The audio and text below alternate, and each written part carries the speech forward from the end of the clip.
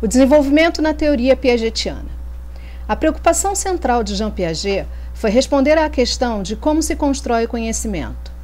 Voltou-se ao estudo da gênese do conhecimento com o intuito de compreender como um conhecimento mais elementar progride até o pensamento mais abstrato e elaborado. A inteligência possui estruturas variáveis e funções invariáveis. Estas últimas possibilitando descrever o mecanismo de funcionamento do pensamento em termos biológicos. As funções invariáveis são chamadas por ele de invariantes funcionais da inteligência. Funcionais porque estão envolvidas no funcionamento da inteligência e invariantes porque qualquer que seja o momento evolutivo, sempre haverá assimilação do meio às atividades do sujeito e acomodação dessas atividades às características impostas pelo objeto. As funções invariantes básicas são a organização e a adaptação, esta última com seus dois componentes interrelacionados, assimilação e acomodação. A concepção de Piaget sobre inteligência remete a uma abordagem onde o desenvolvimento do pensamento é um processo de autêntica construção. No desenvolvimento das estruturas da inteligência, Piaget identificou 4 estágios que marcam essa evolução: sensório-motor, pré-operatório, operatório concreto e operatório formal. Em todos os estágios, a construção da inteligência se dá pela atividade, e essa construção é entendida em termos de significação. A inteligência constrói significações, dá significado ao mundo. A significação é dada na interação do sujeito com o meio, físico, social e simbólico, quando coloca em ação seu sistema de significações. Por essa ação, o sujeito transforma o meio e, através das transformações que efetua, transforma-se a si mesmo, ou seja, há um contínuo processo de construção, autorregulação e autoequilibração. No desenvolvimento das estruturas de conhecimento, a criança passa de um nível de interação sensório-motora para um nível de representações operatórias. O nível de interação sensório-motora é marcado pelos limites da percepção e pela ação imediata, ou seja, a ação ocorre na presença do objeto. Com o desenvolvimento, as ações tornam-se cada vez mais interiorizadas. A interiorização, que começa a aparecer no 6º estágio do sensório-motor, vai progredindo, tornando as ações cognitivas cada vez mais reversíveis, esquemáticas e abstratas, transformando-se, assim, em operações internas.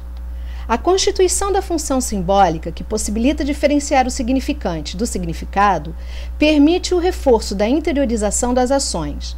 A partir dessa diferenciação, o sujeito pode trazer à lembrança, através dos significantes, os significados afastados no tempo e/ou espaço. É essa característica que diferencia os índices ou sinais sensório-motores dos signos verbais, símbolos lúdicos, mímicos ou imaginados. Para Piaget, o indivíduo e o meio não são considerados separadamente, mas como um conjunto numa relação dialética. O desenvolvimento do pensamento supõe trocas interindividuais a respeito dos objetos representados. A relação sujeito-sociedade para Piaget é uma relação dialética, onde não existem fronteiras que demarcam o social e o individual. O processo de diferenciação do ponto de vista do sujeito resulta das trocas estabelecidas com o meio físico e social. A linguagem é considerada por Piaget como condição necessária à realização de operações lógico-matemáticas, sem que isso seja uma condição suficiente para a formação das mesmas. Considera que o pensamento não seja resultado de uma simples relação causal de linguagem. Porém, reconhece que a formação do pensamento como representação conceitual na criança é correlativa à aquisição da linguagem. Tanto o pensamento como a linguagem participam de um processo mais geral que consiste na composição da função simbólica. Os componentes de todo equilíbrio cognitivo são os processos fundamentais da assimilação e da acomodação. A teoria da equilibração possui 2 postulados considerados básicos para sua elaboração. O primeiro consiste em afirmar que a atividade do sujeito é motor da pesquisa, o qual, pelo seu esquema de assimilação, busca incorporar elementos exteriores e compatíveis. O segundo é que o esquema de assimilação precisa se acomodar aos elementos que assimila, ou seja, modificar-se em função de suas particularidades, porém sem perder sua continuidade. A partir desse segundo postulado, fica clara a necessidade de um equilíbrio entre a assimilação e a acomodação. o lúdico na educação infantil. Com relação ao jogo, Piaget acredita que ele é essencial na vida da criança. De início, tem-se o jogo de exercício, que é aquele em que a criança repete uma determinada situação por puro prazer, por ter apreciado seus efeitos. Em torno dos 2, 3, 5 e 6 anos, nota-se a ocorrência dos jogos simbólicos, que satisfazem a necessidade da criança de não somente relembrar o mentalmente acontecido, mas de executar a representação. Em período posterior, surgem os jogos de regras, que são transmitidos socialmente de criança para criança, e por consequência vão aumentando de importância de acordo com o progresso de seu desenvolvimento social. Para Piaget, o jogo constitui-se em expressão e condição para o desenvolvimento infantil, já que as crianças, quando jogam, assimilam e podem transformar a realidade. No processo da educação infantil, o papel do professor é de suma importância, pois é ele quem cria os espaços, disponibiliza materiais, participa das brincadeiras, ou seja, faz a mediação da construção do conhecimento. É urgente e necessário que o professor procure ampliar cada vez mais as vivências da criança com o ambiente físico, com brinquedos, brincadeiras e com outras crianças. O jogo, compreendido sob a ótica do brinquedo e da criatividade, deverá encontrar mais espaço para ser entendido como educação, na medida em que os professores compreenderem melhor toda a sua capacidade potencial de contribuir para com o desenvolvimento da criança.